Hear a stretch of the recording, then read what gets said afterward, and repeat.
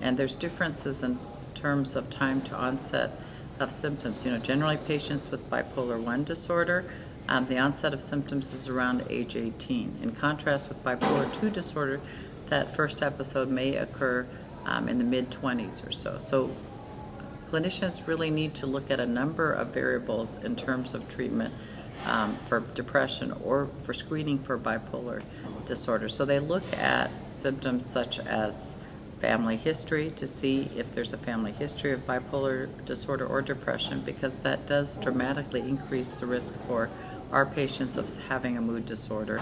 And they also look at the course of the illness, at what age did the symptoms start, and also, is there a history of unusual treatment response?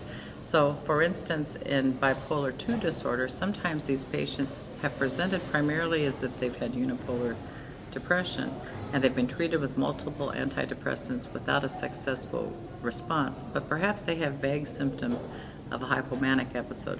When we treat with a medication that's targeted for bipolar 2 disorder, then we're able to see an actual response in treatment. And the antidepressants may not necessarily be helpful with patients with that history.